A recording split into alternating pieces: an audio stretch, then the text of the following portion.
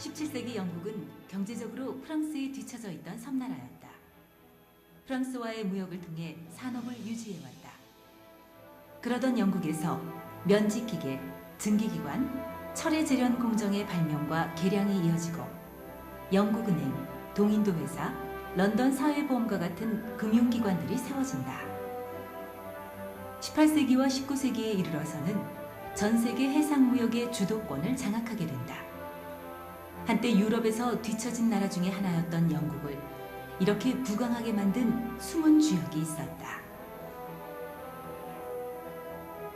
17세기 네덜란드는 매우 열악한 자연 환경을 가지고 있었다. 또한 오랜 전쟁으로 재정난과 국민의 생활고 등 국가적 문제는 산재되어 있었다.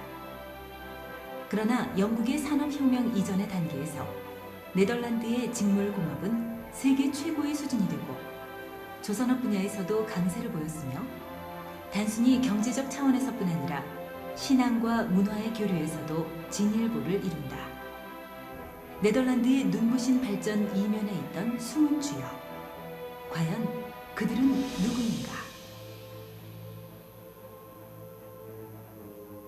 중세적 수공업이 지배적이었던 17, 18세기의 독일.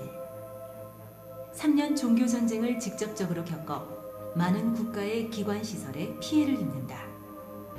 개발과 발전이 필요했던 독일에는 자본력과 기술을 가진 전문인과 산업인이 절실히 필요했다. 그렇게 위기 가운데 있던 독일을 발전시키고 지금의 유럽에서 독일의 위상을 높인 숨은 주역이 있었다. 전 유럽의 정치, 경제, 사회, 문화 전반에 영향을 끼친 숨은 주역. 흩어진 사람들, 위그너. 그들은 과연 누구인가?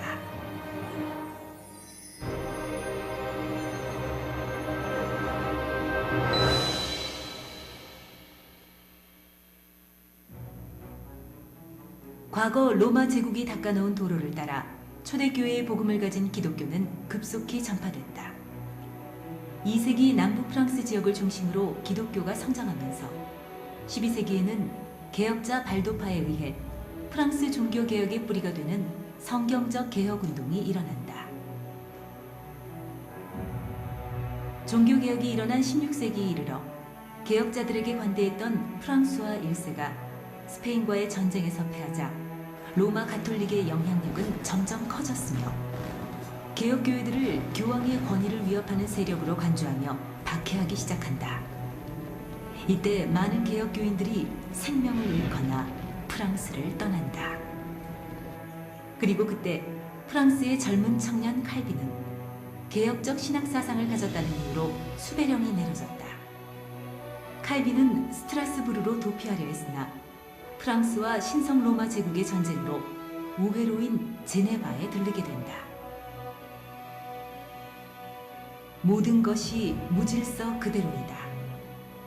칼빈은 그 당시 눈에 보이는 우상은 불살랐으나 아무것도 변하지 않은 영적 부패한 제네바시를 향한 하나님의 부름에 복종한다.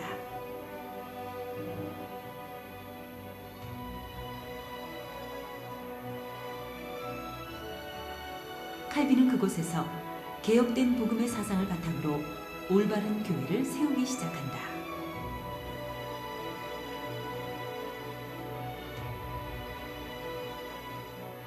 칼빈의 개혁주의 신앙은 모든 것이 흑암으로 덮여있던 중세시대를 일깨우는 신앙이었다. 중세시대는 참된 인생의 근본적 목적이 혼란한 시대였다. 수직적 직업관, 언제나 한계와 범위가 있는 개인의 경제력, 구분되어 차별받는 직업, 규제 없는 도시의 상업화로 양산되는 도시 빈민, 봉건주의 해체로 인한 농업계층의 불안정화, 질병과 재난으로 인한 평민층의 극빈민층으로의 전락. 이러한 위기 속에서 칼빈은 직업과 경제의 근본적인 개념을 재정립했다. 성직은 거룩한 일, 세상의 일은 보통 일이라는 이분법적인 시각이 아니라 모든 합법적 직업에는 하나님의 소명이 담겨 있음을 가르쳤다. 인간은 누구든지 자신에게 맡겨진 일을 충실히 함으로써 하나님께 영광을 돌리도록 하였다. 돈 그 자체는 신앙의 대적이 아니다. 인간이 돈을 섬기는 것이 죄라는 것이다. 정상적인 부는 하나님의 선물이므로 그 안에 담긴 하나님의 절대적 사명을 보도록 했다. 국가, 정치제도, 경제, 법률, 사회복지제도, 교육, 예술 등 그는 기독교적 신앙관이 삶과 사회의 모든 영역에서 나타나야 함을 강조했다. 칼빈의 사역은 참복음을 회복함과 더불어 회복된 참복음으로 세상을 개혁하는 것이었다. 그에 의해서 개혁된 복음 사상으로 양성된 목회자들은 유럽 전역에 파송되었다. 칼빈은 조국 프랑스에 100여 명의 목회자 제자들을 파송하였으며 그들이 지속적인 개혁운동을 하길 원했다. 파송된 목회자들에 의해 1555년 2천여 명에 불과했던 개혁교인 수는 7년 후인 1562년에 이르러 프랑스 전체 인구의 11%에 해당하는 200만 명으로 성장한다. 하나님이 세우신 올바른 교회를 통해 현장과 업에 사실적인 변화가 나타나기 시작한 것이다. 그 현장의 증인들이 바로 역사 속 숨겨진 자, 위그노이다. 위그노들은 지속되는 핍박 속에서도 신앙을 지키고 삶에 충실했다. 그러나 1559년 어린 국왕인 프랑스와 2세를 대신하여 국왕의 외척인 가톨릭 집안 기즈 가문이 정권을 장악하면서 위그노들에 대한 탄압은 더욱더 가혹화되었다. 프랑스를 힘으로 뒤엎으려는 일부 위그노 소속 정치인들의 계획이 누설되면서 기즈 가문은 잔혹한 보복을 가했고 1562년 왕위가 교체되면서 기독교 제한적 용인 칙령이 반포되었으나 2달 만에 프랑스 동부 예배 장소가 습격당해 70명의 위그노들이 학살되는 사건이 일어난다. 위그노들은 박해를 벗어나야 한다는 명분을 내세워 군대를 일으키기로 결의하고 이로 인해 프랑스 종교 전쟁이 시작된다. 일명 위그노 전쟁이라고 하는 프랑스 종교 전쟁은 1562년부터 1598년까지 8차례나 반복된다.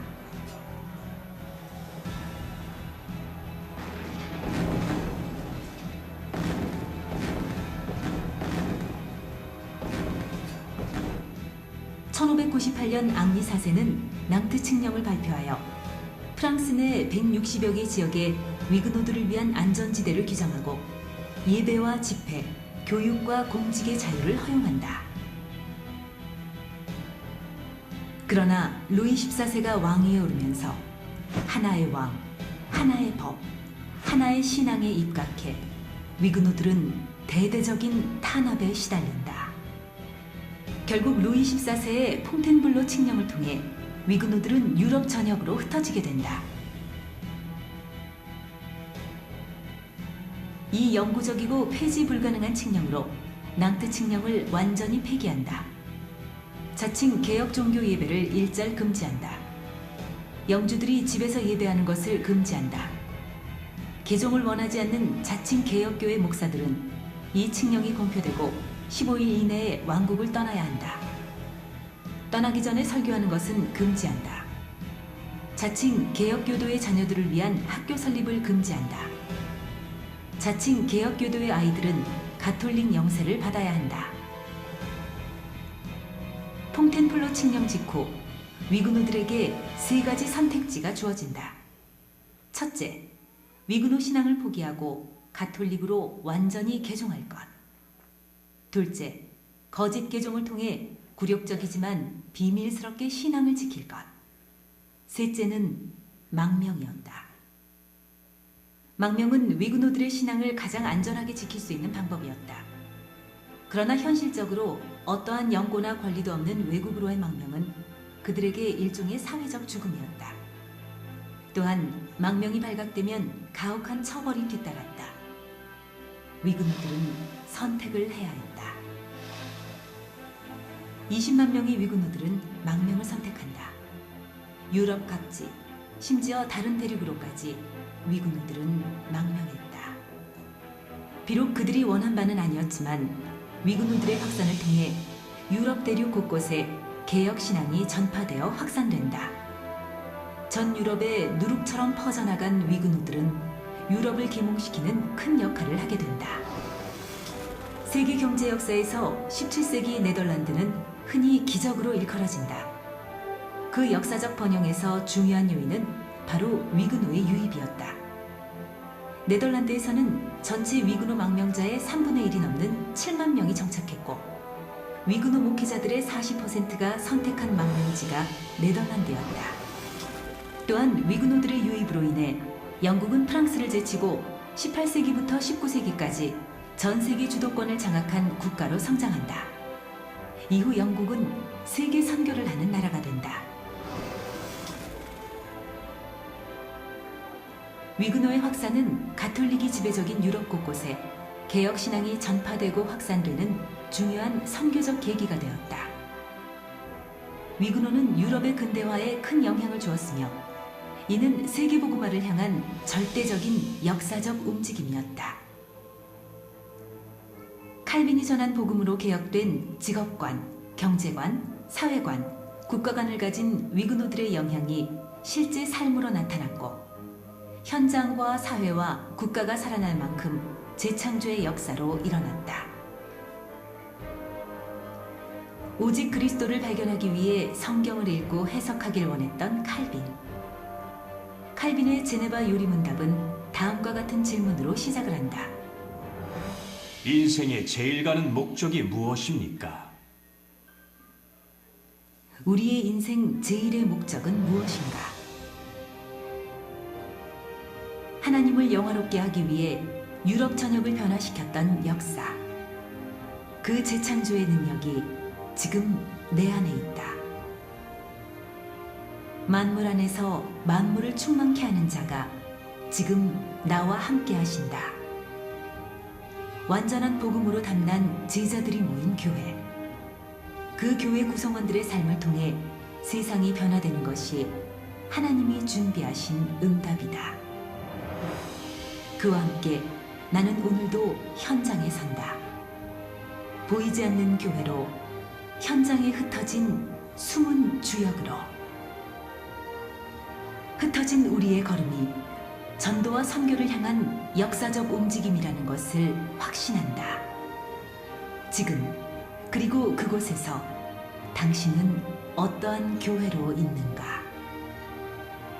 만물은 그 발 아래 복종하게 하시고 그를 만물 위의 교회의 머리로 주셨으니 교회는 그의 몸이니 만물 안에서 만물을 충만케 하시는 자의 충만이니라.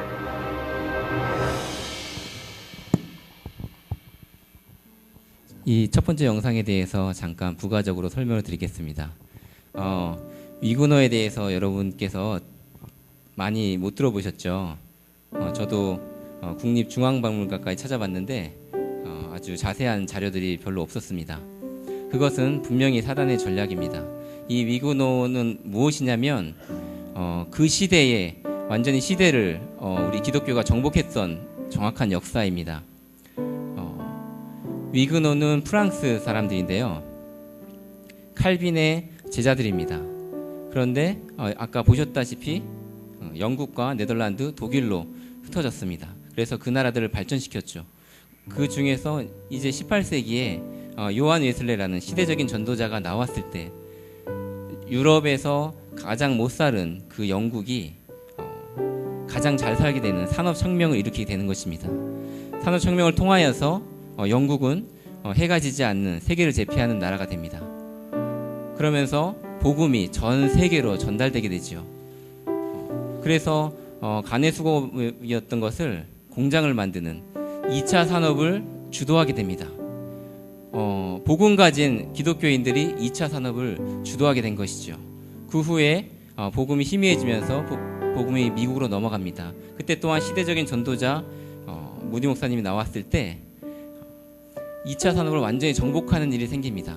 그것은 여러분이 알고 있는 그 록펠러와 카네기, JP 모건을 통하여서 2차 산업을 완전히 석권하게 되는 일이, 그런 역사가 있었습니다.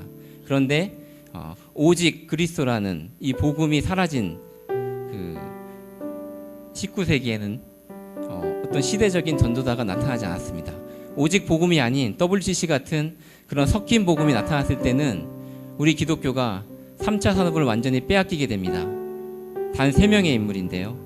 마이크로소프트의 빌 게이츠, 그리고 애플의 스티브 잡스, 그리고 구글의 에릭 슈미트, 단 3명에 의해서 3차 산업을 완전히 정복당하게 됩니다. 그것은 오직 그리스도가 아닌 WCC 같은 섞인 복음이 왔을 때 우리 중직자 산업인들이 힘을 쓸 수가 없었습니다. 지금 2000년 만에 정확한 왕 선지자 제사장의 복음이, 완전한 그리스도의 복음이 선포되는 시대에 우리가 와 있습니다. 그래서 우리에게 이 시대를, 이 재앙을 막는 주역으로 우리를 부르셨습니다. 우리는 렘넌트들을 세워야 되기 때문에 4차 산업을 우리에게 주도하라고 말씀하십니다. 역사적으로 봤을 때 반드시 4차 산업을 주도할 수밖에 없는 시대적인 메시지가 지금 선포되고 있습니다. 우리가 오늘 그 언약을 붙잡는다면 우리가 렘넌트들의 발판이 되어서 이 일을 하게 될 것을 믿습니다.